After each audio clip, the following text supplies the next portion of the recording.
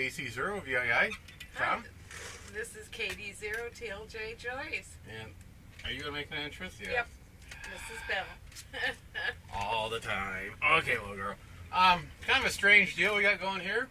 The College of Work at Nyack, we were, faculty came back this last week, and we got classes starting on Monday.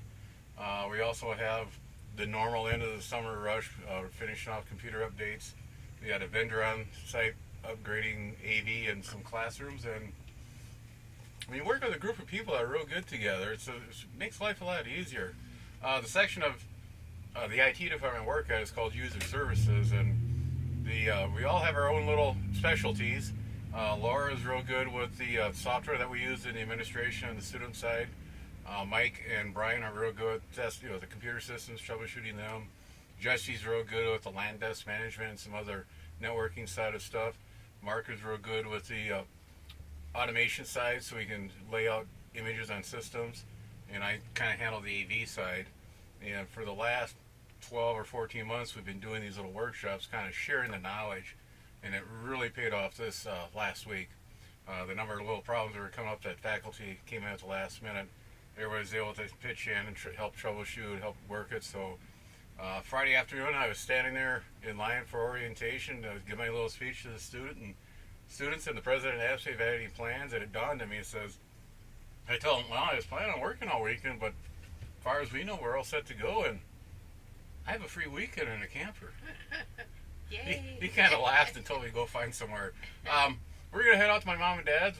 Mom and dad have a list of little projects for us to work on. Yes. I think you'll be playing in the dirt. Yes, I'll be playing in the dirt. And I think I got some brakes to replace on their camper. So I'm not quite sure we'll be following up with the videos later on and what's going on. You get to come with us and see what we do. Yeah. It's always an adventure. Atas120 antenna. Hey, the TLJ gets a lot of good reports on this on her when she makes a contact. Good audio, good signal strength. The antenna is a neat design. From about here up to about where my thumb is a large coil. Down here we get a drive motor with a threaded rod going up. The traveler section of the antenna is here, and that's just a connection point for the whip to be tied into the coil. There are 6 ball bearings on a shortening clip here. Yeah, there are 6. As the antenna traveler goes up and down the coil, that's where you make your connection for adding more or less coil depending on what you need for tuning. The motor gets its voltage from the AC radio. When it's in tune mode, you'll send out 2 different voltages depending on what it needs for adding or less coil, and the motor will travel either direction depending on the voltage. Like I said, it's kind of interesting design. The only problem I've had, because the top of the camper is a very steel or aluminum metal, we'll say metal surface up there, everything's good and grounded. Some of the guys are saying that was not really getting the best performance, so they added a couple extra ground straps onto the hatch or doors to the car to make sure you get a ground plane. Being that when this is fully extended, it's over 6 feet long, or close to 6 feet long, and we had a Class C on top. That's kind of getting close to some of the trees and some signage.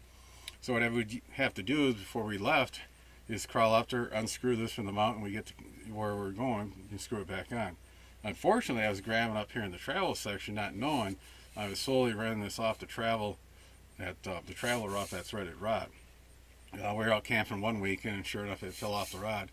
You could hear the motor run, but it wasn't tuning up, so we took it, brought it down, took it apart, unpicked the cable, and yeah, we had ball bearings all over. Picked them all up, got it back together, so now when I go to put it up or take it down, I always make sure I grab it here, so not to take it off that threaded rod.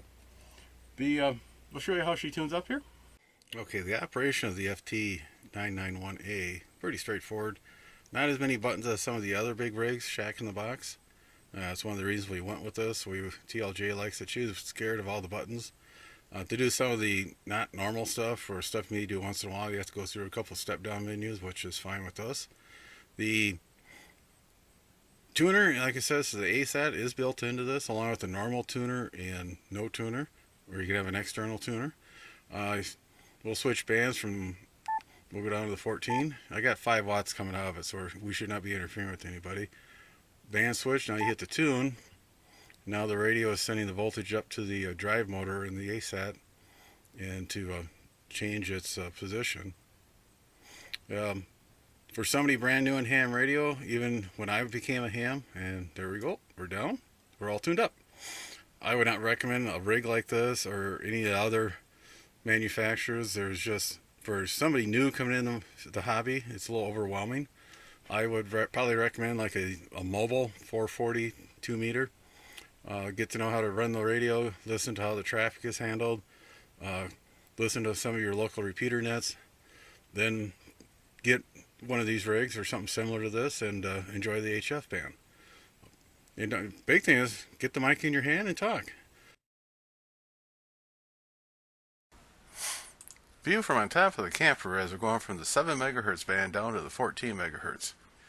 As you can see, the roof of the camper, the older style Class C, this is a sheet of aluminum. There is a frame inside which is metal, so ground plane is extremely good on these older campers.